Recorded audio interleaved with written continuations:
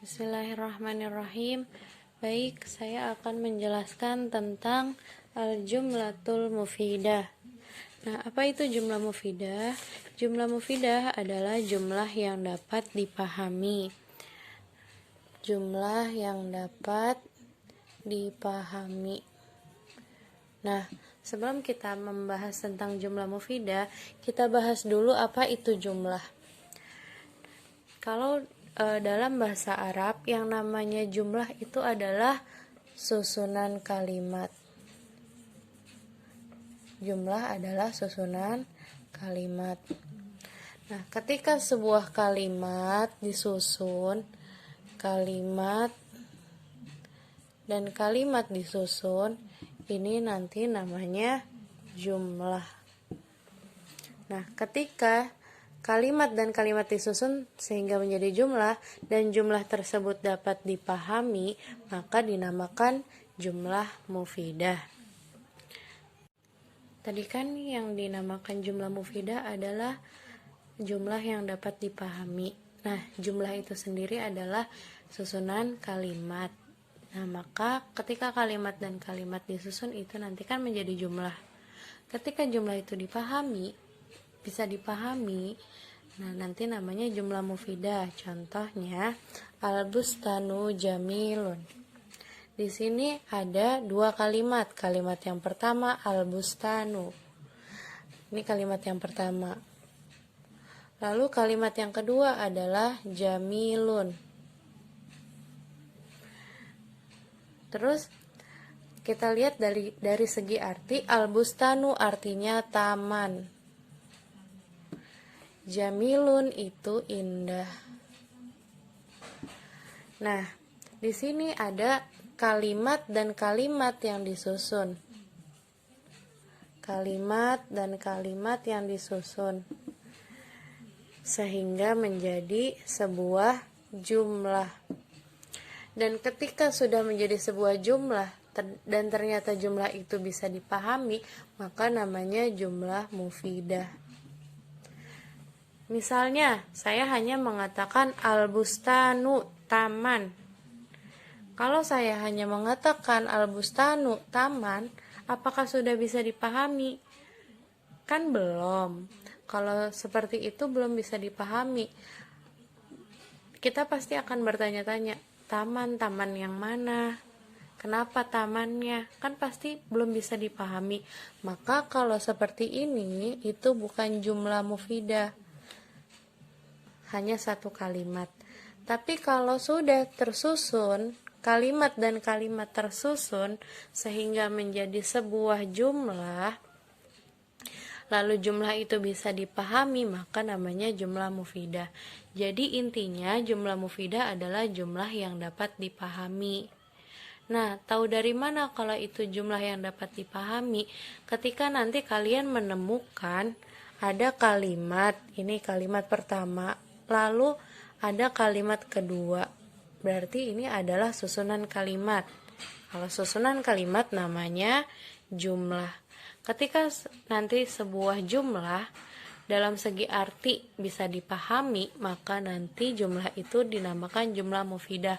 Sebagaimana di keterangan yang kita sudah tulis, yaitu yang dinamakan jumlah mufidah adalah susunan kalimat yang memberikan pemahaman sempurna, itu nanti dinamakan jumlah mufidah. Dan juga atau nama lainnya adalah kalam.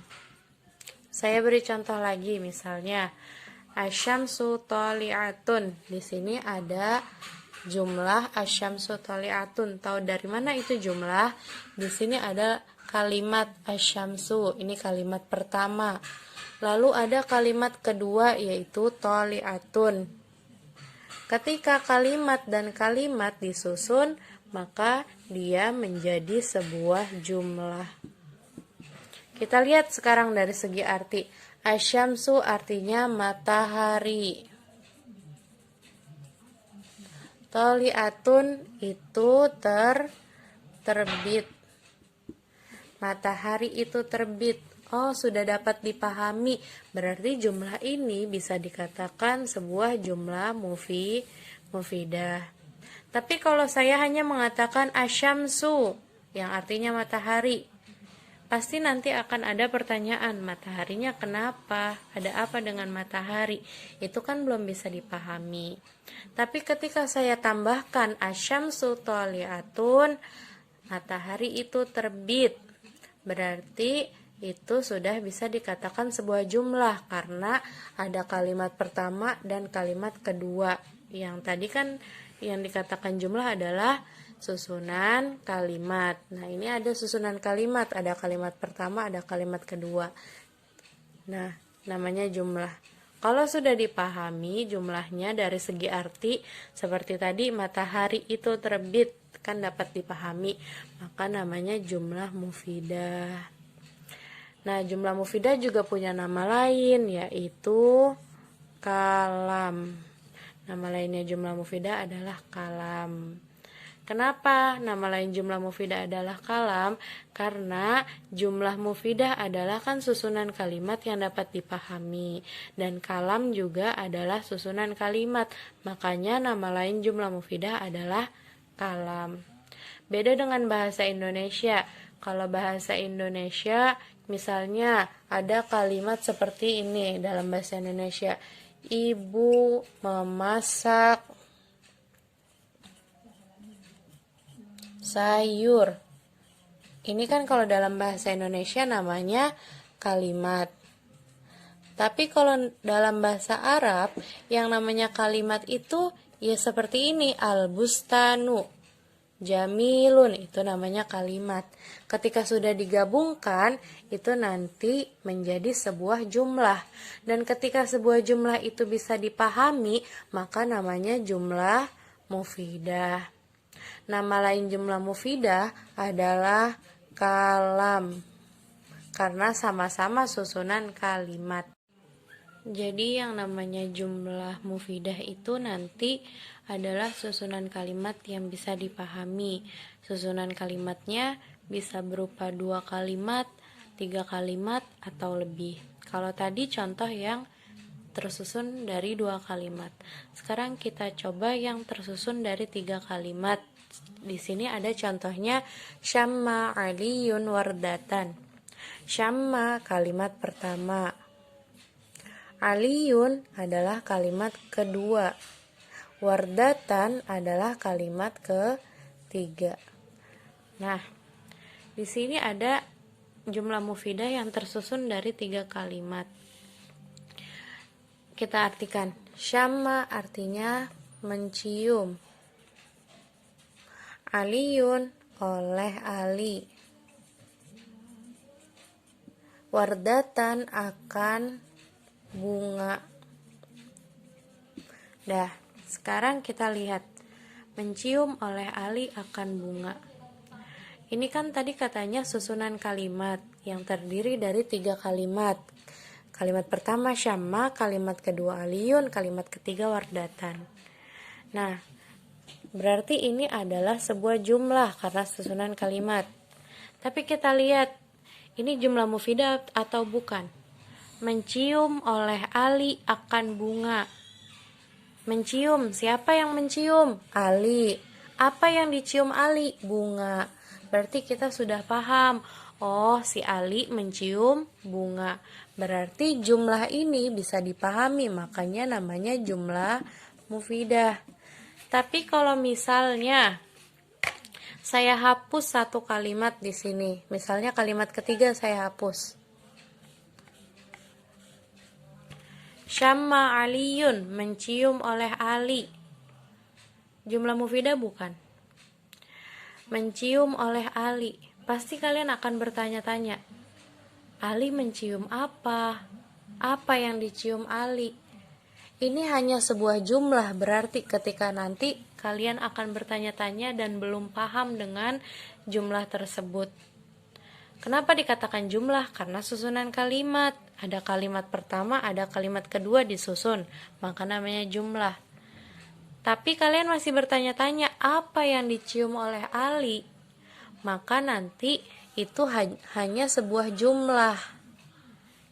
Tidak memahami berarti bukan jumlah mufidah. Hanya sebuah jumlah tapi tidak memahami, jadi bukan jumlah mufidah. Tapi jumlah bukan. Iya, sebuah jumlah, tapi bukan jumlah mufidah. Kenapa dikatakan jumlah? Karena susunan kalimat pertama dan kalimat kedua. Tapi ketika nanti dia memahami seperti apa, misalnya mencium oleh Ali akan bunga wardatan. Nah, di sini kan sudah jelas mencium oleh Ali akan bunga. Oh, si Ali mencium bunga. Berarti jelas baru dikatakan jumlah mufidah. Tapi ketika tidak jelas seperti tadi, tapi ada kalimat yang tersusun, itu nanti hanya dikatakan sebuah jumlah, tapi tidak jumlah mufidah. Sekarang contoh lagi, Qotofa Muhammadun Zahrotan. Qotofa memilih. Muhammadun oleh Muhammad. Zahrotan akan bunga. Di sini ada berapa kalimat? Kita lihat. Qotofa kalimat pertama. Muhammadun kalimat kedua. Zahrotan kalimat ketiga. Ini ada susunan kalimat yang terdiri dari 3 kalimat. Maka namanya jumlah. Kita lihat ini kalimat yang disusun ini bisa memahami atau tidak. Memilih oleh Muhammad akan bunga. Oh, jelas Muhammad memilih bunga. Siapa yang milih bunga? Muhammad. Apa yang dipilih Muhammad? Ya, bunga. Berarti kan sudah jelas, sudah dapat dipahami, maka namanya jumlah mufidah. Tapi ketika nanti saya hapus, misalnya zahrotannya saya hilangkan, memilih oleh Muhammad, pasti kan nanti akan bertanya-tanya, apa yang dipilih Muhammad? Kalau seperti itu, nanti tidak bisa memahami, itu nanti hanya dikatakan sebuah jumlah. Bukan jumlah mufidah tapi. Karena tidak bisa dipahami. Kak, kok dikatakan jumlah? Iya, karena susunan kalimat. Kalimat pertama dan kalimat kedua. Tapi jumlah mufidah bukan? Bukan, karena nanti kalian masih bertanya-tanya. Memilih oleh Muhammad, apa yang dipilih Muhammad? Kalau nanti seperti itu, tidak memberikan pemahaman, tidak dapat dipahami, maka nanti kalimat yang tersusun ini hanya dikatakan sebuah jumlah. Tapi bukan jumlah mufidah. Tapi kalau misalnya saya kembalikan di sini, misalnya Zahrotan memilih oleh Muhammad akan bunga. Oh, yang memilih Muhammad. Apa yang dipilih Muhammad? Oh, bunga. Berarti sudah paham, sudah dapat dipahami. Maka nanti bukan lagi hanya sebuah jumlah, tapi juga jumlah mufidah.